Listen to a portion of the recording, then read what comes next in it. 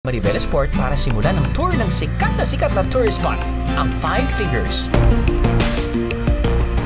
Bakit nga ba ito Five Fingers? Sa satellite view kasi, makikita na parang hugis daliri ang 5 isla na may 4 na cove sa pagitan.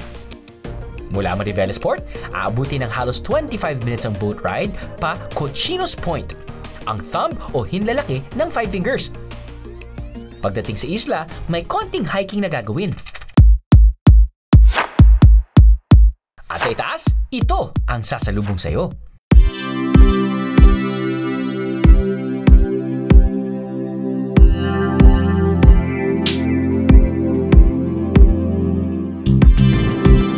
Nice view. So, bali nandito po tayo sa pinaka-camp ng Five Fingers. Ang tinatawag po natin na Cochinos Point. From the Spanish word po na is yung Cochinos means po linis baboy po sa Tagalog. Kasi pag tingin po natin aerial shot, ito pong Cochinos, hugis inahing baboy po siya.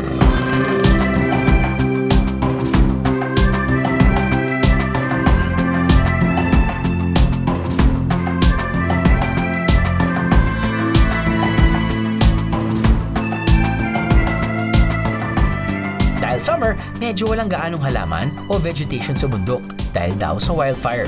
Pero kung gusto nyo makita ang iba namang itsura ng Cochinos, bumisita ang tuwing Burr months dahil buhay na buhay daw ang mga halaman kaya berdeng-berde ang bundok. Another reason to come back? Why not?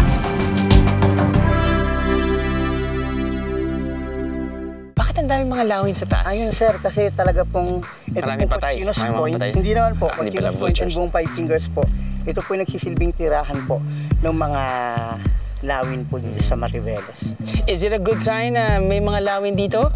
Yes Could po. be a good sign? Ibig sabihin po, healthy po yung environment natin dito at hindi po sila nagagalaw.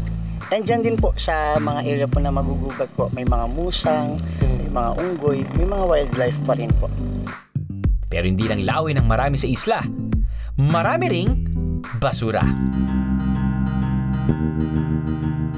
Alam mo, napansin ko lang kanina yung pag-dock natin doon, parang may mga basura na naipon. Tama po yun kasi po, during habagat and amihan season po, kapag nangyayari po yun, yung mga basura po from Manila Bay, kasi po, Five Fingers po, sako pa rin po yan ng Manila Bay, dito po napapadpad. Alam mo, galing kaming corregidor, papunta dito sa Mariveles. Opo. Doon mismo sa pinag-dock namin na bangka, meron ding collection. Galing, sabi ng mga boatmen, galing daw din yan sa Manila Bay. Yes, tama po yun. Kasi po, si Corregidor, yung location niya po nasa pinakabunganga ni Manila Bay. Kaya po, lahat po ng basura from Manila Bay, from Cavite, and ibang part po ng Bulacan, napapadpad po. Buong paligid po ni Corregidor, puro basura.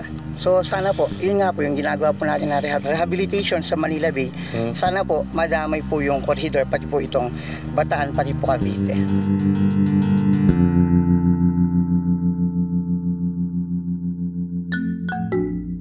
Sa pagitan naman ng index finger o hintuturo ang tinawag nilang Talaga Beach at middle finger o Puntang Mahaba.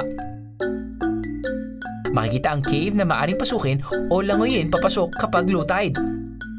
Dito rin maaring mag-snorkeling. Ang mismong beach naman ng Puntang Haba ay sikat na sikat dahil sa naglalakihang bato na may iba't ibang taas at laki. Katunayan, paboritong Instagram spot daw ito ng mga turista. Pero may ibang mga pasaway na bisita na iba ang ginawa. Isinulat ang kanilang mga pangalan sa bato at ipinagmalaki pa sa IG. Ay, bad yan. Grabe, bad.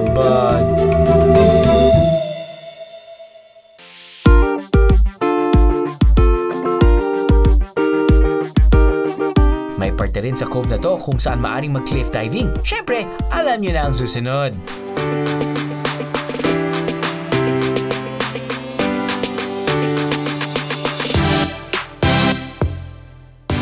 FYI lang mga biharo, huwag basta tatalon ha. Makinig sa inyong tour guide dahil ituturo nila kung saang parte ang safe tumalon. At kapag okay na, edi go! Talon na!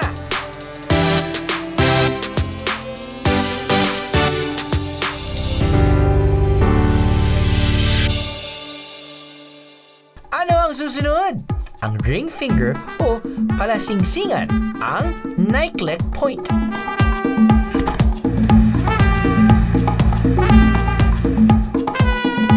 Dito naman makikita ang iba't ibang rock formation na tila hugis, palaka. IG-worthy na, pwede ring mag-snorkeling at swimming.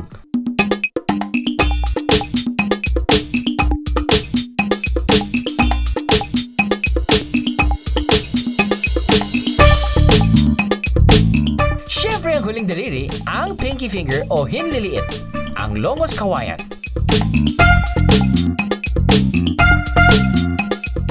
Prenup location ba ang hanap nyo? Ito raw ang in-demand pagdating sa mga couples at photographers na gusto ng kakaibang concept. Bakit? Marami kasing maaring gawing background sa iyong picture tulad ng malalaking bato na to na may maliit na butas sa ibaba. Pwede rin daw magmukhang naglalakad sa tubig sa gitna ng cove. Pwede rin umakyat sa mga batong ito at mag-post na tila na sa eksena ng pelikulang Titanic o Lion King.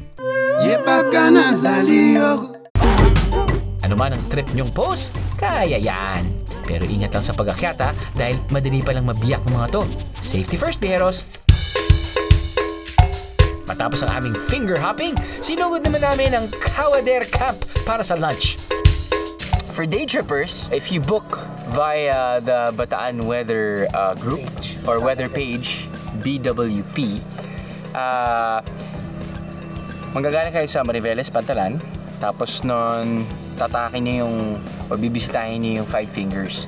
Now, kapag hindi niyo natapos yung 5 fingers at nagutom na kayo, pwede kayong mag-lunch dito dahil may boodle fight silang prepare for you guys. And then, kapag hindi niyo natapos yung all 5 fingers, pwede niyo balikan on the way back to Pantalan. That's the day trip.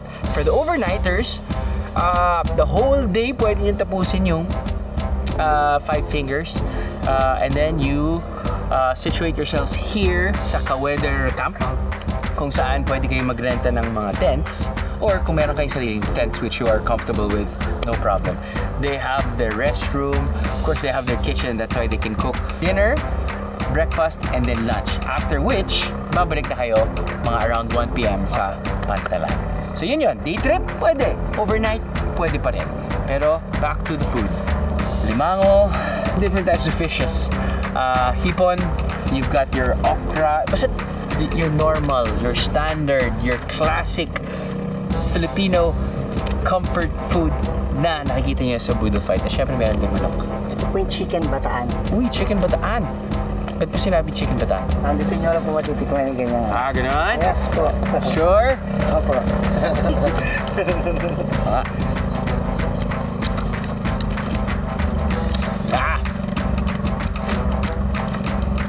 Matamis na maalat, but more on the sweet side. Okay, I'm sold. Kandayo!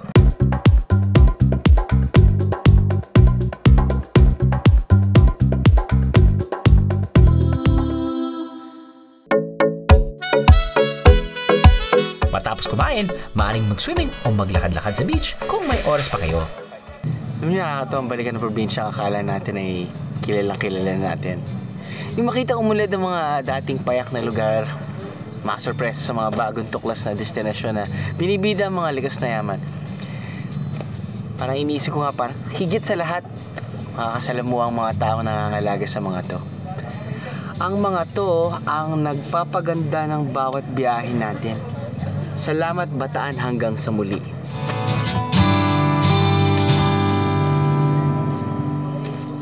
Ano, nabitin kayo sa biyahe? All you gotta do is just subscribe to the YouTube channel of GMA Public Affairs and you can just watch all the Behind the Drew episodes all day, forever in your life. Let's go! Yeehaw!